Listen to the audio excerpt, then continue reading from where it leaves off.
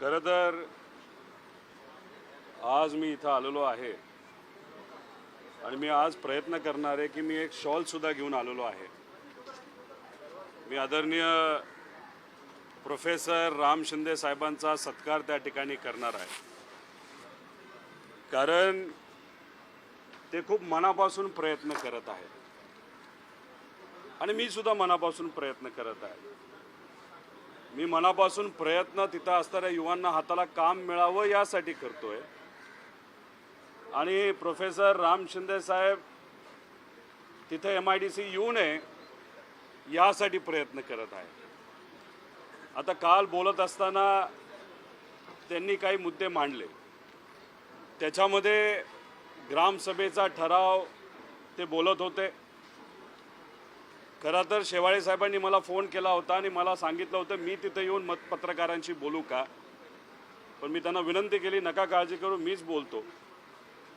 तुम्ही जर ग्रामसभेचा जो ठराव आहे तो वाचला तर काही ठराविक लोकांनी त्यांच्या मनामध्ये अशा प्रकारची भीती कुठेतरी आणलेली आहे की तिथं केमिकल इंडस्ट्री येईल असं 11 लोकांनी विरोध केला। 104 लोक का 6 लोक तिथं होती।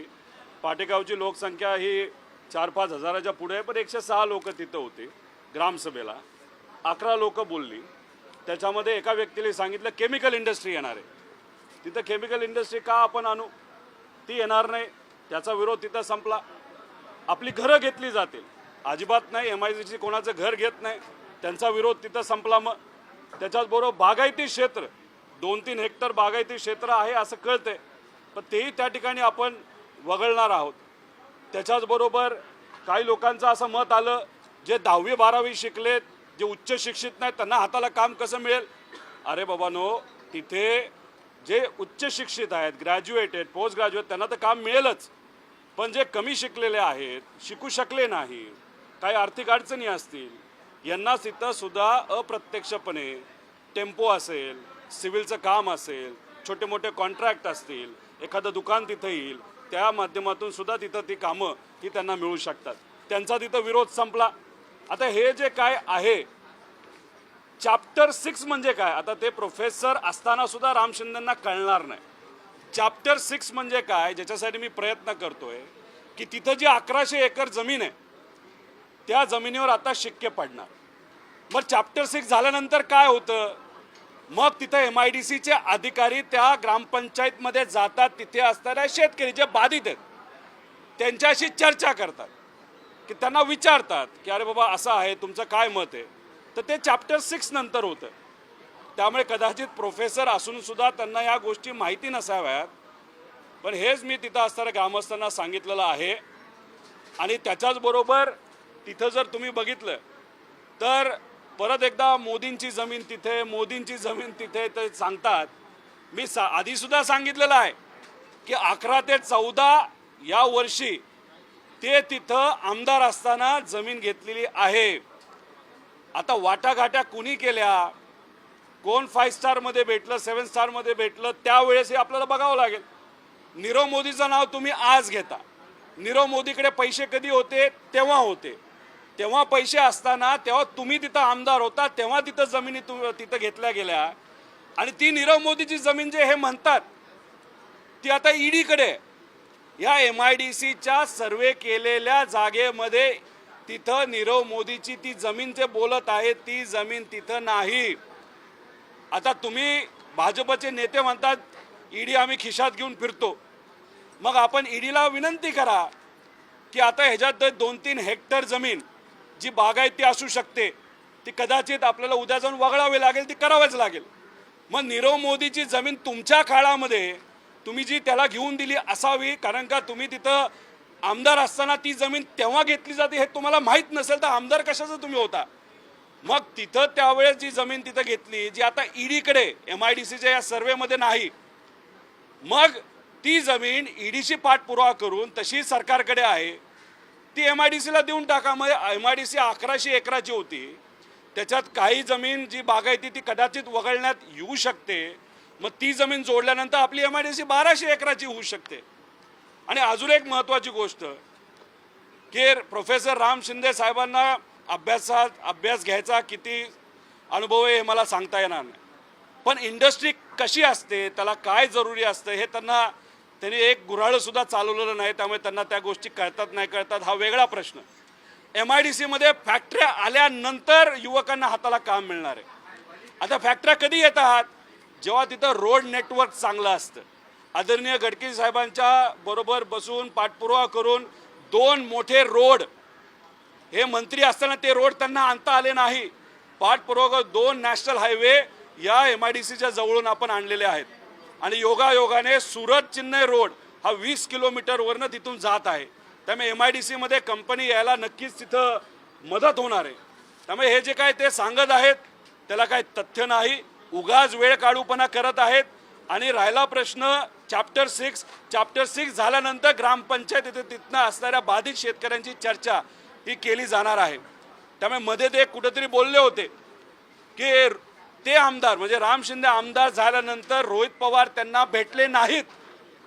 कदाचित काही प्रमाणात मी विचार करत होतो, अरे भेटायला पाहिजे होतं का नव्हतं. पण राम शिंदे साहेबांची अशी प्रवृत्ती बघितल्यानंतर मला आज आनंद होतोय मी त्यांना तिथं सत्कार करण्यासाठी भेटलो नाही. कारण तुम्ही जो युवकांसाठी हक्काचा प्रोजेक्ट आहे तिथं आणून देत नाहीत, तो तुम्ही त्या ठिकाणी थांबवता. आणि अपर हाऊसमध्ये भाषण करताना काय बोलले, MIDCची सगळी जमीन ही नीरव मोदी, शहा वगैरे यांची आहे. आता तुम्ही ग्रामपंचायतचा जो अहवाल दिला, ग्रामपंचायतचा जो ठराव दिला, त्या शेतकरी काय म्हणतात, जमिनी आमच्या आहेत. अरे म्हणजे मग तुम्ही अपर हाऊसमध्ये तिथं असणाऱ्या सर्व आमदारांची आणि लोकांची दिशाभूल करता का, आणि इथं येऊन वेगळे कागद देतात. त्यामुळे म्हणूनच त्यांचा सत्कार खरं तर मला करायचा आहे की 10 वर्ष त्यांनी कुठलाच विकास तिथं केला नाही. आणि मला आज खऱ्या अर्थाने कारण कळलं का, कारण विजनली ते कामच करत नाही. त्यांना स्वतःचा स्वार्थ तिथं दिसतो, आम्हाला लोकांचं हित तिथं दिसतं. मी आधीही बोललेलो आहे, त्यांना जर क्रेडिट घ्यायचं असेल तर कृपा करून तुम्ही क्रेडिट घ्या, पण MIDC होऊ द्या. आज जर तुम्ही असा टाइमपास करत राहिला ना, ते MIDC यायला वेळ लागतो, त्यानंतर कंपन्या यायला वेळ लागतात. त्यामुळे हा प्रश्न तिथला असणाऱ्या युवांचा आहे, हा प्रश्न जे शिक्षित बेरोजगार आहेत त्यांचा आहे, जे कमी शिकलेले आहेत त्यांचा आहे, त्याच्याचबरोबर जे लोक आई वडिलांना गावात सोडून त्यांना दुर्दैवाने बाहेर जाऊन काम करावं लागतं, कमवावं लागतं, त्या लोकांचा आहे. त्यामुळे उगाच याच्यामध्ये राजकारण करू नये अशी विनंती या ठिकाणी मी करतो. इतिवृत्त जेव्हा मी समोर आणलं तेव्हा रोहित पवारांचं चित्र उघडं पडलं. त्यांचं असं म्हणणं आहे की दलालांच्या जमिनी आहेत त्या संपादित करण्यासाठी तुम्ही पाठिंबा. अरे बाबा, राम शिंदे साहेब 11 ते 14 तुम्ही आमदार तिथं होता, मग नीरव मोदीची दलाली कुणी केली, हे राम शिंदेंनीच केली ना.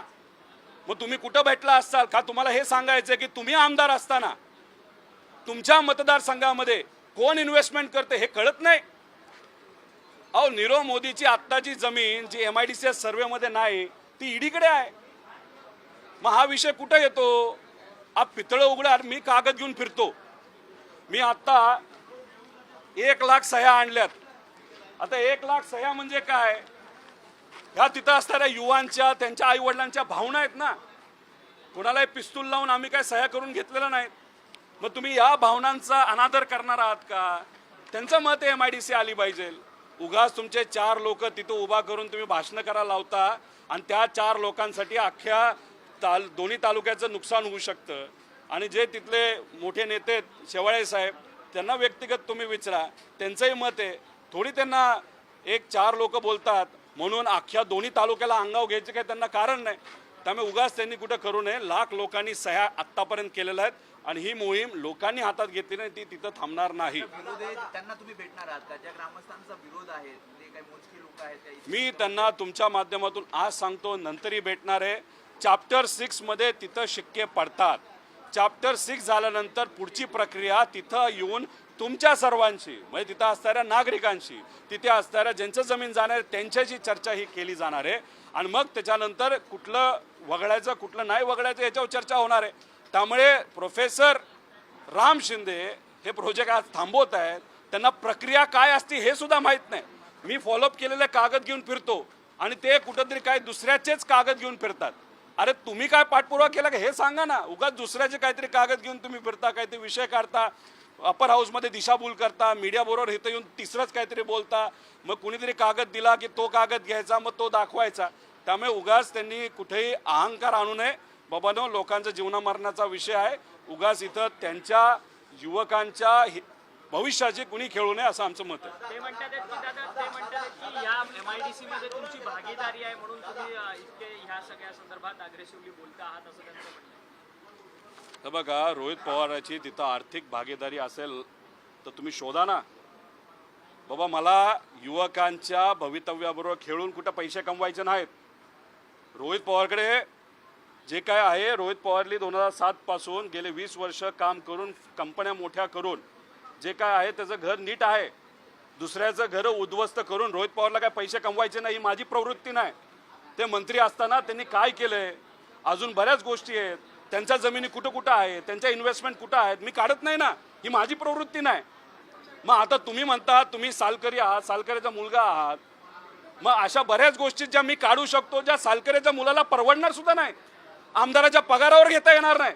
मग तुम्ही त्या वास्तू, एवढ्या मोठ्या मोठ्या वास्तू कशा घेतल्या?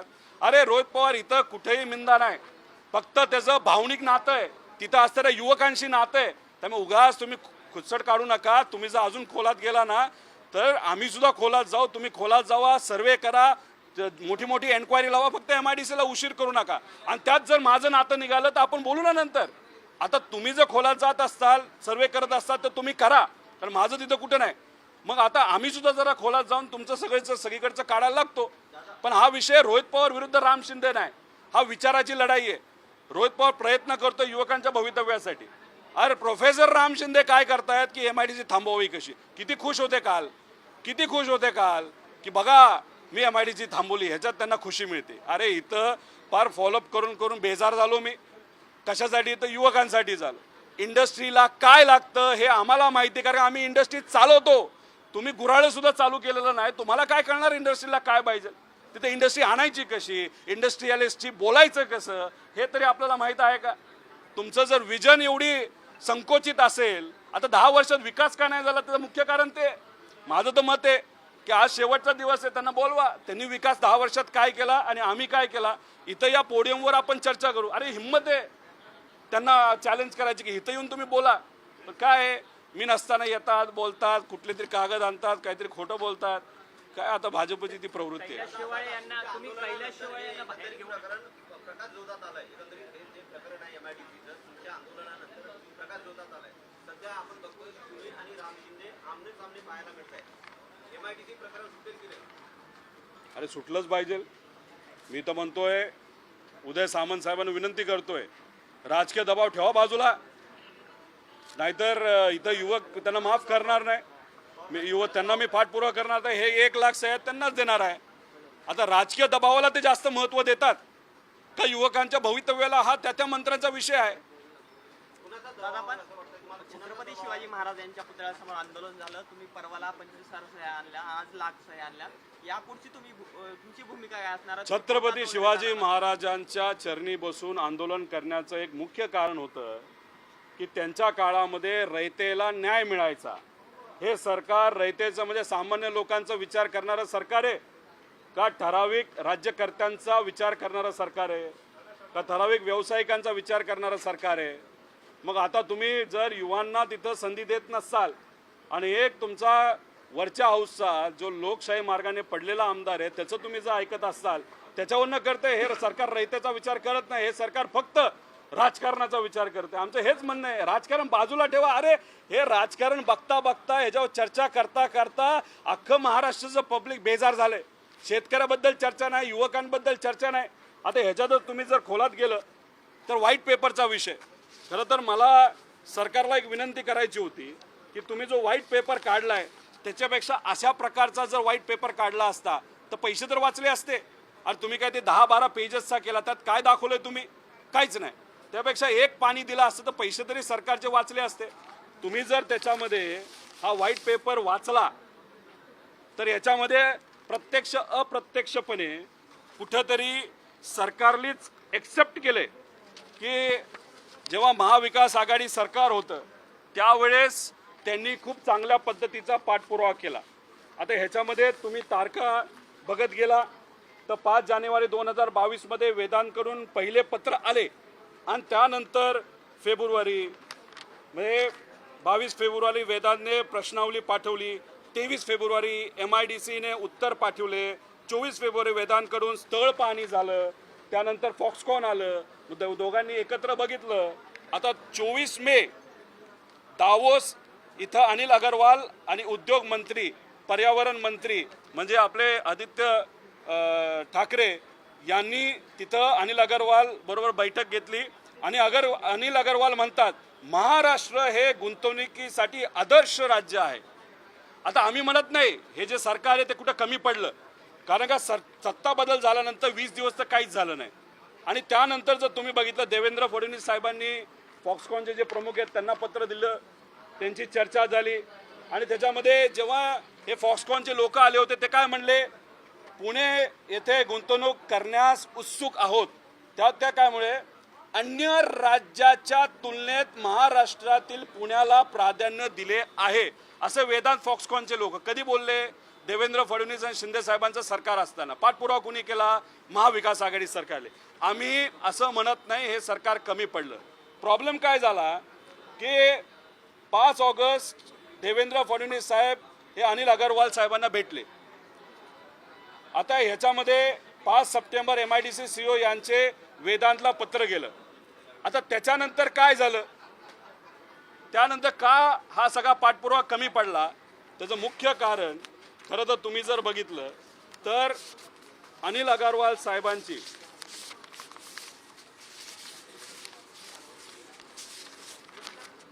ही जी ट्वीट आहे 5 सप्टेंबर रोजी त्यांनी ट्वीट काय केली आहे, हमेशा की तरह हमारे माननीय प्रधानमंत्री श्री नरेंद्र मोदी जी से मिलकर नई प्रेरणा मिली.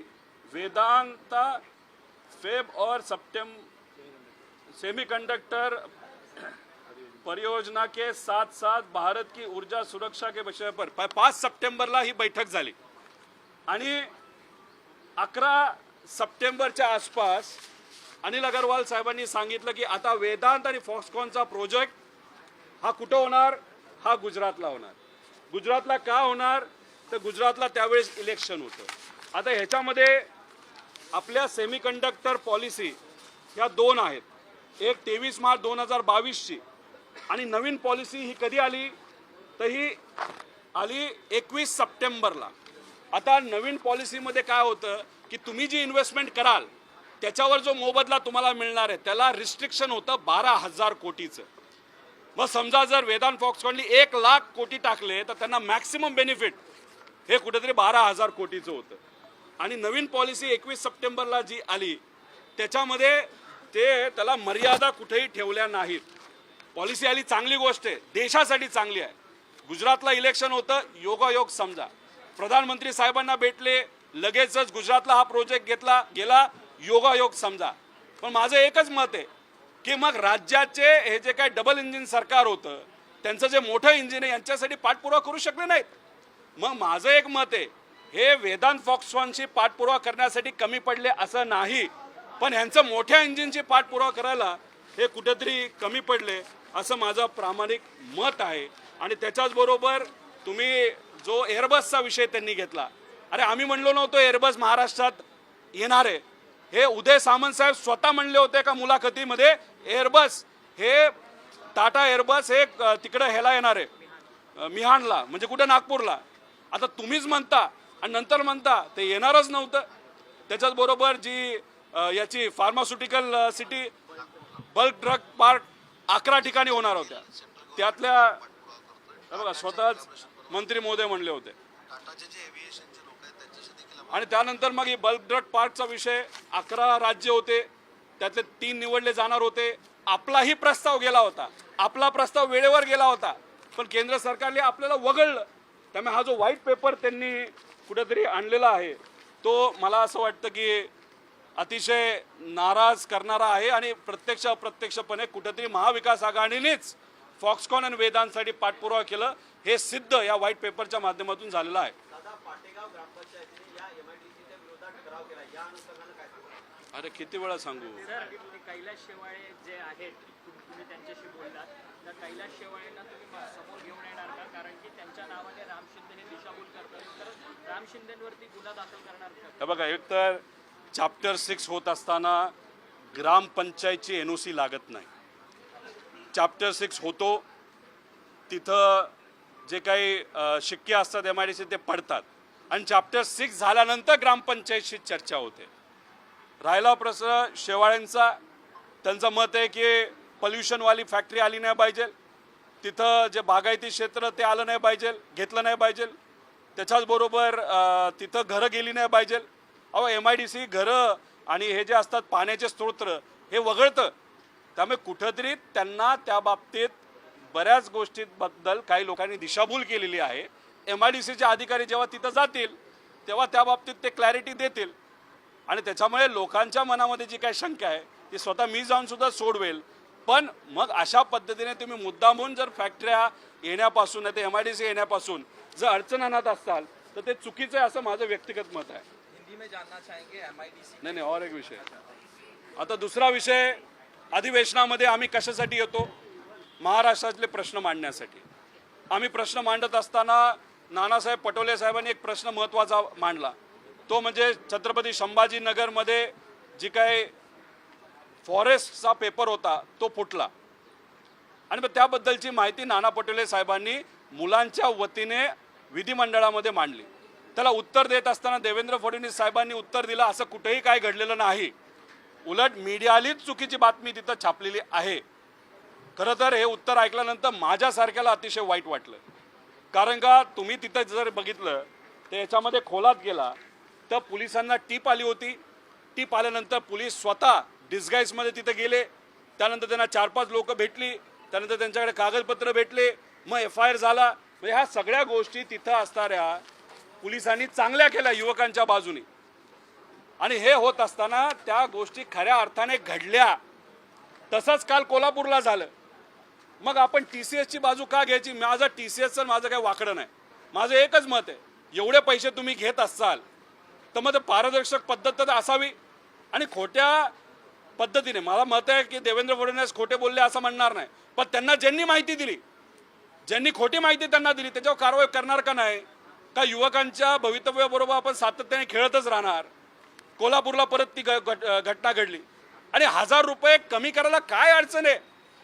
तुम्ही जर बघितलं तर 150 कोटी खर्च कशाला केला जातो? हे शिंदे साहेबांबरोबर जे आमदार आहेत त्यांच्या प्रोटेक्शनसाठी गाड्याच्या पुढं मागे फिरतात त्यासाठी 150 कोटी रुपये खर्च केला जातो.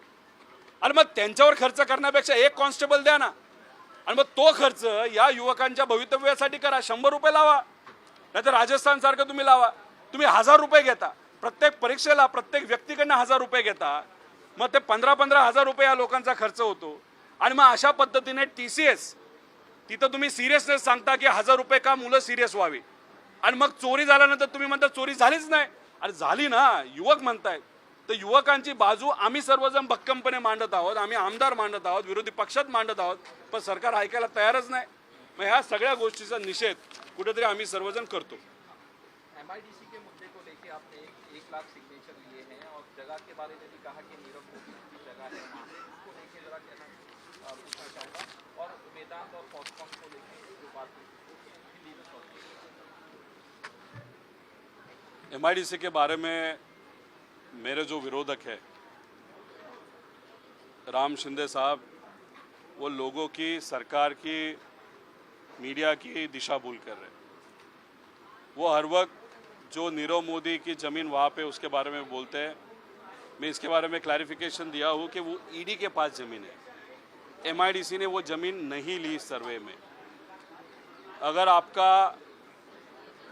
आपके सरकार का ED से कुछ संबंध हो तो आप रिक्वेस्ट करो ED से कि अभी वो आपके पास है तो MIDC का जो 1100 एकड़ ज़मीन हमने फाइनल की है उसमें और 200 एकड़ ऐड हो जाएगी तो 1300 एकड़ की MIDC हो जाएगी. तो इसीलिए यहाँ पे आके वो गलत इन्फॉर्मेशन देते हैं.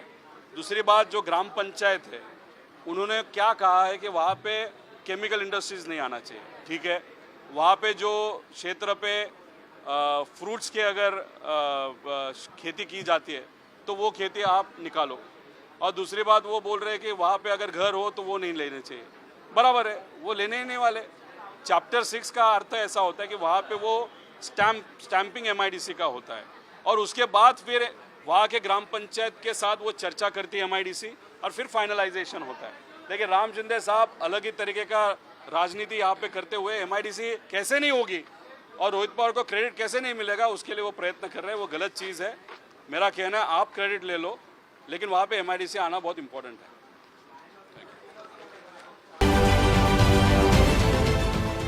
देश विदेशातील प्रत्येक घडामोडींचे लाईव्ह अपडेट मिळवण्यासाठी आता साम टीव्हीच्या सर्व सोशल मीडिया प्लॅटफॉर्मला लाईक, फॉलो आणि सबस्क्राईब करा। तसंच सर्व नोटिफिकेशनसाठी बेल आयकॉन प्रेस करायला विसरू नका।